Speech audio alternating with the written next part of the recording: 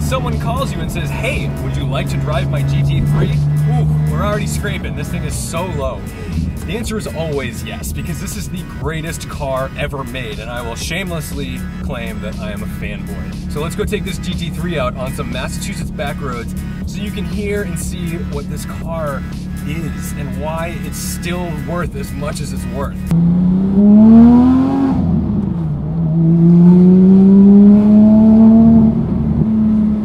The first thing we absolutely need to do is get the hell out of the city.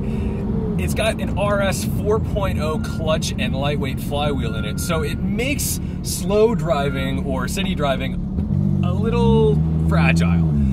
When you're really on it at full tilt, it just feels perfect.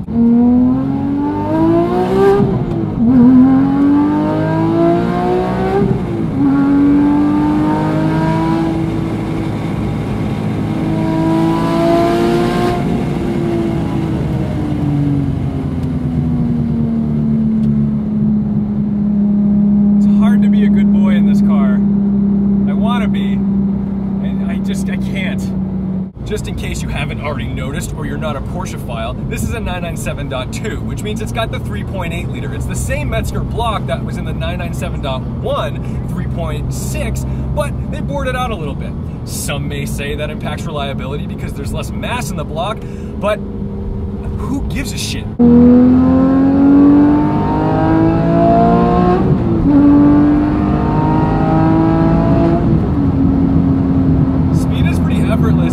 Because the power, it's not even that intimidating as far as power goes. It's just the way it's delivered, because it's so linear as it comes across. There's not like this massive amount of torque that makes you feel like things are going to get dangerous in a hurry. You just feel like you can use it all.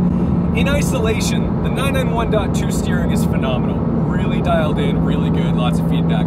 However, if you go and compare that directly to this car, you'll know pretty quickly that there is a big difference between hydraulic steering assist and electric steering assist. With this lightweight flywheel, the downshifts need to be precise, and you can't just give it a bootful. It's a really sensitive throttle because every little bit you give it, it's gonna send those revs sky high. I think my favorite thing about this car is the interaction between clutch, throttle, and gearbox. Everything kind of flows together and it's really natural.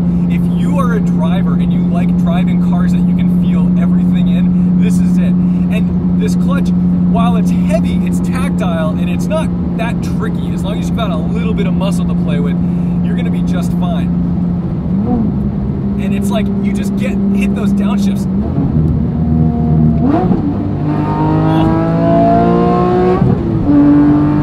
But if you don't come off that throttle quick enough when you go for that upshift, because that flywheel's so light, you're gonna get a little bit of revving.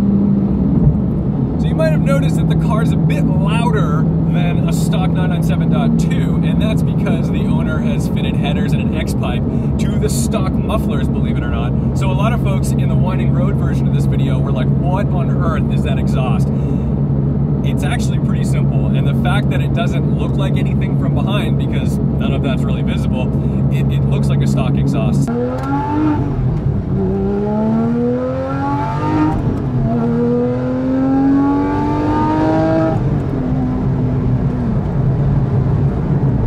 Porsches tend to have this ability to be incognito. This one, being guards red and outrageously loud, seems to lack the ability to fly under the radar. This is proof. Let's see. Oh, and these brakes, we're going to enjoy this. There's no one behind us. The last time we drove the car,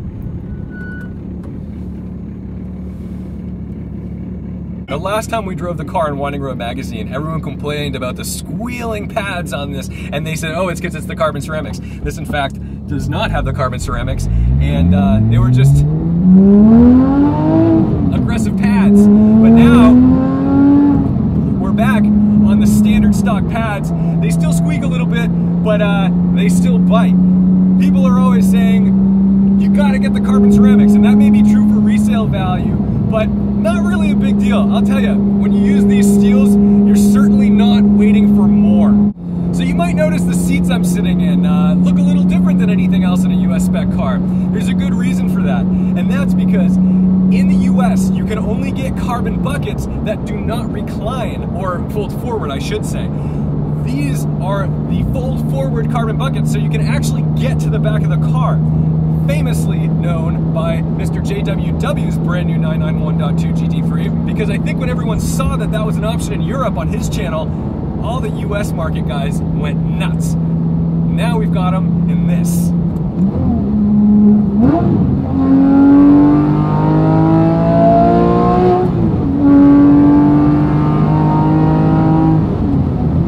Replaced the suspension module with the DSC Sport module, so now it's a little more predictive rather than reactive when we're driving along on a bumpy road.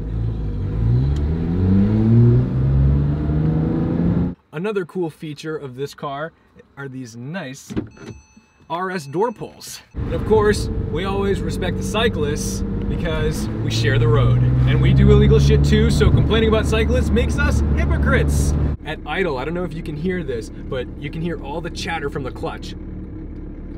Clutch in, clutch out.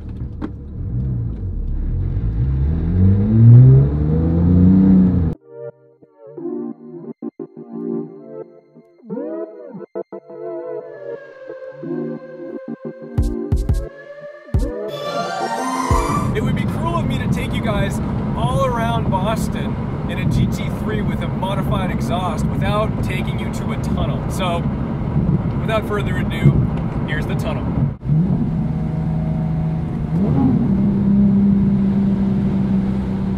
Not yet. One must be patient.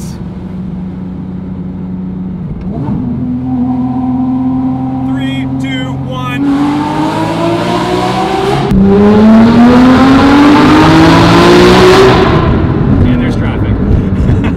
We've got Porsche brakes. Don't be for me. If that's for me, I'm gonna lose my mind. We have a Mustang on us, and I hope it's not like an undercover cop, so I'm gonna let him go.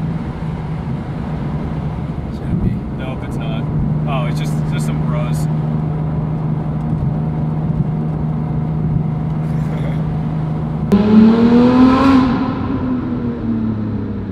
Mustang bros, much love. V6 revving. Do you like Cars with Luke's content? I love Cars with Luke's content. He's so funny, man. He's my hero. Have you met him? I haven't. I talk to him on Instagram once in a while, but he's a nice guy. Cars with Luke, I like you a lot. Luke is a good guy, an amazing cinematographer. RIP headphone users.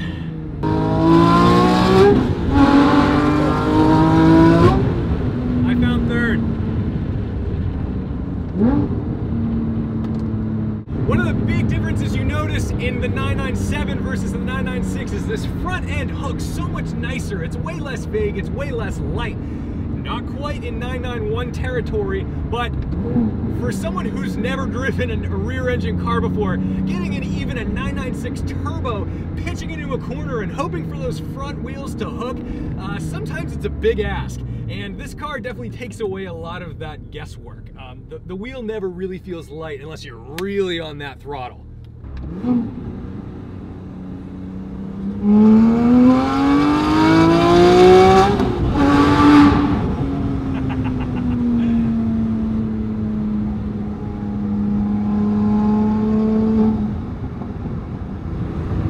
The little pops are really cool. I don't like pops in cars. I really think it's annoying, especially when it's totally manufactured. But this one, when it pops, it's like pretty much accidental and they're real. So thank you guys so much for watching, liking, commenting, and subscribing. Don't forget to respect the drive. Check out t-shirt links in the bottom description. And we've got one last tunnel for you. All right, I think we're gonna hit this tunnel right before this girl goes in, so we're not gonna be total assholes. We're gonna be assholes. Yeah. Sorry.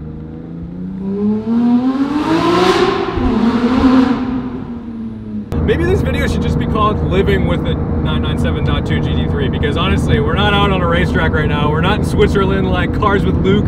We're just cruising, and I'm having so much fun. Most cars aren't that fun when you're just driving them, and this car is actually fun. Like, it has a lot of soul, it has a lot of emotion. Everybody looks, but it's not flashy. All right, that's crazy to say it's not flashy, but it isn't a Ferrari, right? It's not a bright green Lamborghini. There's There's something about the shape of a Porsche that says sports car rather than hypercar. There's also nothing quite like the visibility out of a 911. I can see everything, even with this wing. Granted, there's a little bit of view missing from my rear view when I'm looking behind me on the highway, but I still have pretty much every area of this car is glass, and these mirrors are nice and big. A lot of times with these exotic cars, they try to make everything so sleek and little and delicate and cute, and it becomes unfunctional. Dysfunctional, unfunctional, who cares? I can see everyone around me. I'm not in fear of changing lane into somebody. I don't need the nannies to tell me that there's someone next to me with a lane change assist. Why can't we just have our cake and eat it too? That is what the 911 is all about, because it's a drivable, enjoyable car that is functional.